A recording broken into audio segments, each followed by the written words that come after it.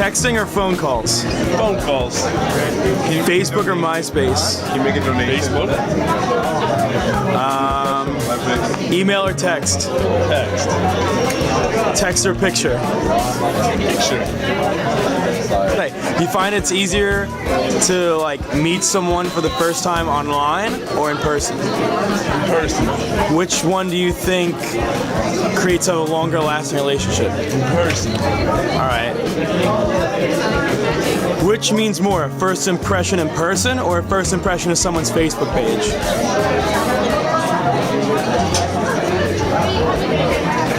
I don't know. That's a hard one. Probably Facebook page. Not to me, but to me, first impression in person. Okay. At what age did you start texting? Around 13. Do your parents text? Yes. Have you ever sexted anybody? Yeah. Have you ever met anyone through Facebook? We got 25 minutes to go. Have you ever hit on anyone through Facebook that you didn't know? Has your communication changed with people face to face because of Facebook? Yes. Have you ever said anything through a text that you wouldn't have said to someone's face? Did you ever have a MySpace account? Did you ever friend request someone you didn't know just because they're hot? At what age did you start texting? 13. Do your parents text? Yes. Have you ever sexted anyone? Yes.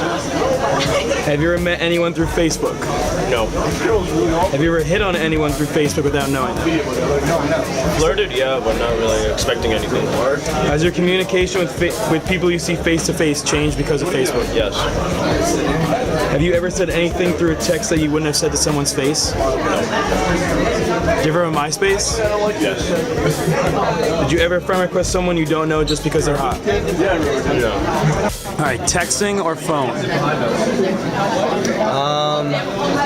I prefer phone Okay. because it's quicker, but texting, it's nothing wrong. All right.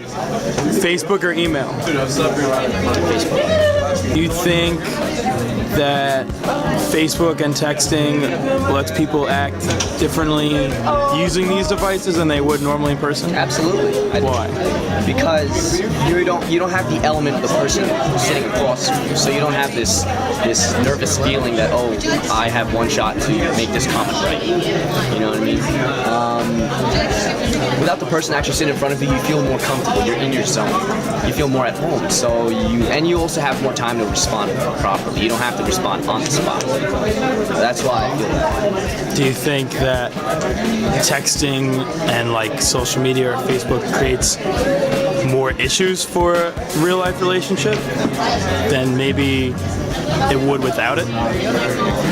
Not really, because eventually, if you really want to continue a relationship, no matter what it is, romantic or professional,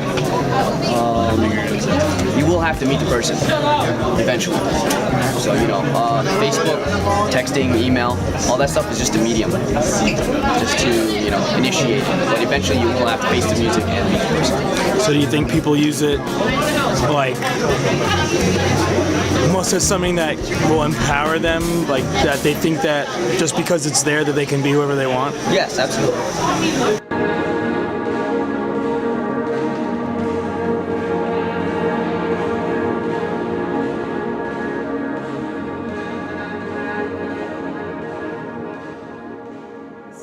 A huge story caught everyone by surprise, a love story that led to a kind of sensational hoax. The star athlete for the Notre Dame football team riveted the nation with his inspiring story of a girlfriend who had died of leukemia right before a crucial game. It turns out that girl apparently never existed.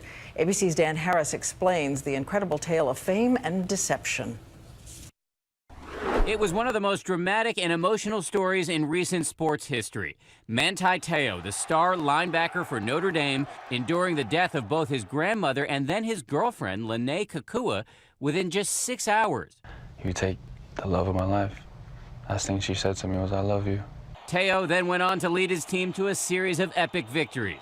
Propelled by his success and his story, he was a finalist for the Heisman Trophy.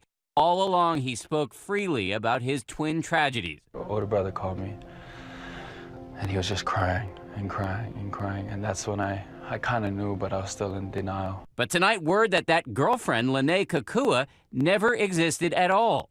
The story, first reported on the sports news website Deadspin, says she was a hoax and that the picture we all saw was of another woman who's very much alive and says she doesn't know Teo at all. Late today, Notre Dame released a statement that coaches were informed by Teo and his parents that the star had been the victim of what appears to be a hoax. The college says someone using the fictitious name Lene Kekua apparently ingratiated herself with Manti and then conspired with others to lead him to believe she had tragically died of leukemia. The question, was this a case of catfishing, a term based on a documentary about a young man who's fooled into an online romance with a woman pretending to be somebody else?